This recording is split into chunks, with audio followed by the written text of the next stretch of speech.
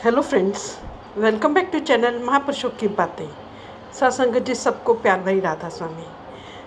आइए सुनते हैं कुछ प्रेरणादायक वचन।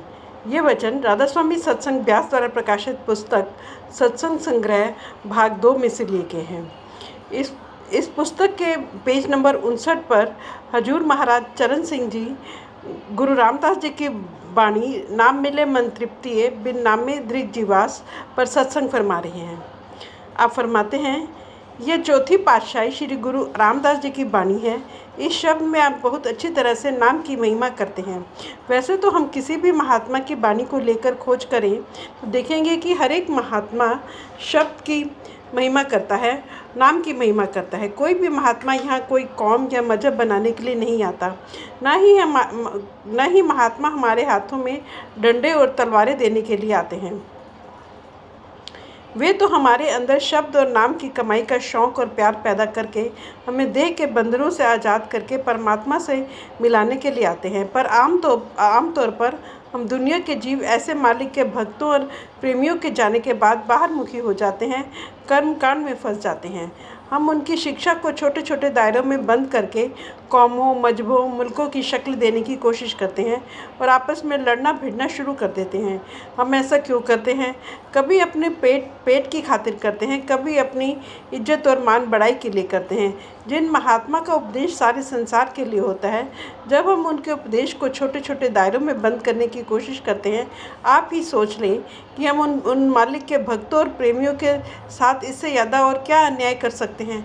अगर हम पक्षपात रहित होकर खुले दिल से किसी भी महात्मा की वाणी की खोज करते हैं तो यही समझ में आता है कि सब महात्मा एक ही चीज़ का उपदेश देते हैं, एक ही चीज़ को प्राप्त करने का शौक़ और प्यार हमारे अंदर पैदा करते हैं। ये जितने भी हमारे धर्म हैं, इन सबके अपने अपने आचार व्यवहार और रीति रिवाज हैं, परंतु जो रूहानियत है, असलियत है, हकीकत है, रूहानियत की बुनियाद है, वह हर धर्म के तह में एक ही चीज़ है। उस एक रूहानियत को भिन्न भिन्न महात्माओं ने भिन्न भिन्न मजहबों, मुल्कों और समय में आकर विभिन्न प्रकार से समझाने की कोशिश की है।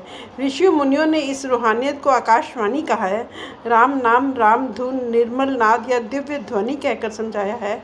गुरु नानक साहिब ने आमतौर पर उसे शब्द या नाम कहकर याद किया है। आप इसे गुरु की बानी, धुर की बानी, सच्ची बानी भी कहते हैं। इसी को हुक्म, अकद कथा, हरि कीर्तन भी कहते हैं। मुसलमान फ़कीरों ने उसी रूहानियत को कलमा, बांगे आसमानी, कलामे इलाही, निदाए सुल्तानी कहकर याद किया है। हज़रत ईसा ने इसी रूहानियत को वर्ड या लोगास कहकर याद किया है। चीन के महात्मा ने उसी को ताओ कहकर पुकारा है। हमारे लफ्ज़ों से कोई वाद विवाद नहीं है, हमें तो उस रूहानियत की, उस शब्द या नाम की खोज करना है। यह गुरु रामदास जी हमें समझाते हैं कि हम सब दुनिया के जीव इस संसार में सुख प्राप्त करने की कोशिश करते हैं, शांति प्राप्त करने की कोशिश करते हैं। कोई बेटे बेटियों के प्यार में सुख ढूंढता है, कोई कौमों, मजहबों, मुल्कों की मान बढ़ाई में सुख ढूंढता है, कोई शराबों कबाबों में, तो कोई दुनिया के धंधों में सुख की तलाश करता है। इन चीज़ों में ना आज तक किसी को सुख मिला है, ना कभी मिल ही सकता है, क्योंकि इन चीज़ों में हम सुख ढूंढने की कोशिश कर रहे हैं, वे सब अस्थाई या आर्जी है। अतएव इनका सुख भी अस्थाई या आर्जी ही हो सकता है। ये जो सुख हमें दिखाई दे रहे हैं, ये भी समय पाकर दुखों में बदलना शुरू हो जाते हैं। इसलिए महात्मा समझाते हैं कि जब तक हमें वह वस्तु न मिले जो कभी नष्ट न हो, कभी फना न हो, हम उसे अपना न बना लें, तब तक हम सुख कैसे हासिल कर सकते हैं? शांति किस प्रकार प्राप्त कर सकते हैं? वह कौन सी वस्तु है? गुरु साहिब कहते हैं, नाम मिले मन तृप्ति है, कि जब हम अमृत में नाम हमारे मन को मिल जाता है तो हमारे मन में तृप्ति आ जाती है, शांति आ जाती है।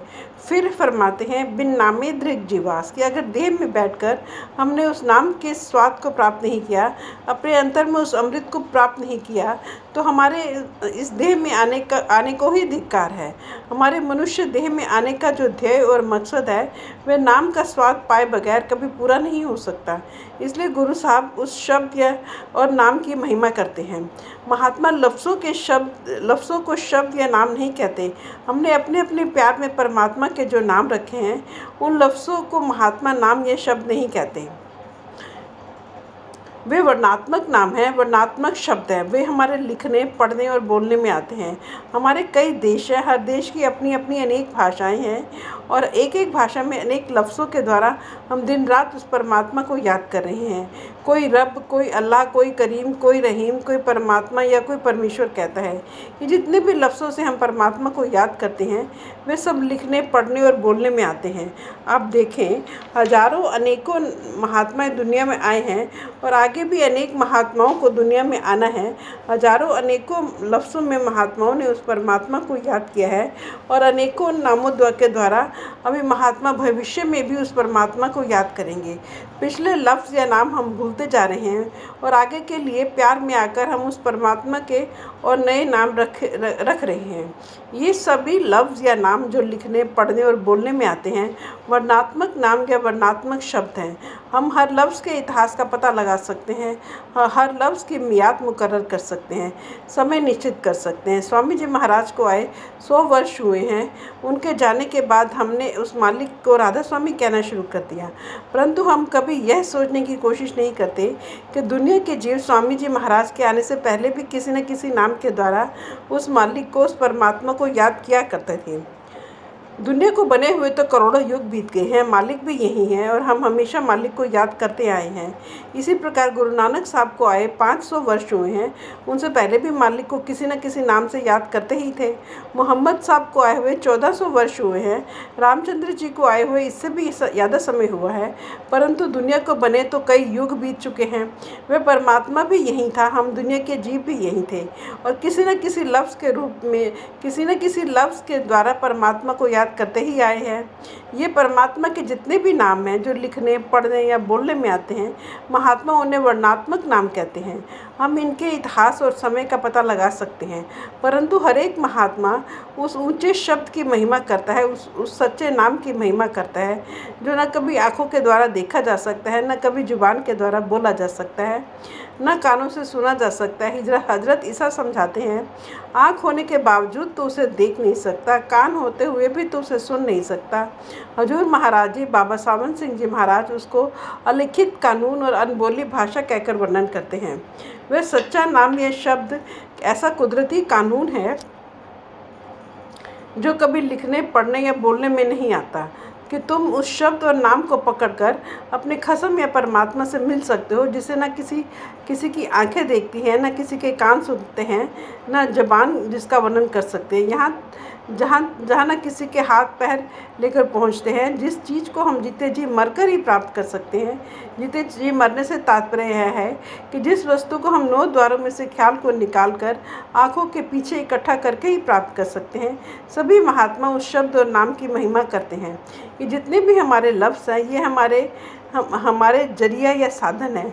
वह शब्द या नाम हमारा ध्येय और लक्ष्य है।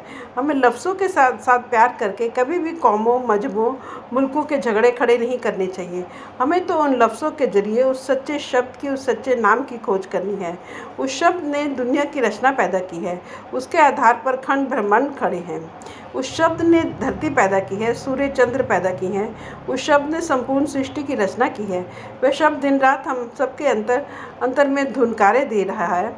जब तक हम उस शब्द के साथ ख्याल नहीं जोड़ते तब तक हमारा जन्म मरण के दुखों से कभी किसी हालत में छुटकारा नहीं हो सकता।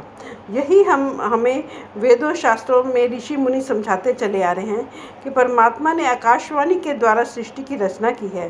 मुसलमान फ़कीर समझाते हैं कि परमात्मा ने कलमे के ज़रिए दुनिया की रचना पैदा की है।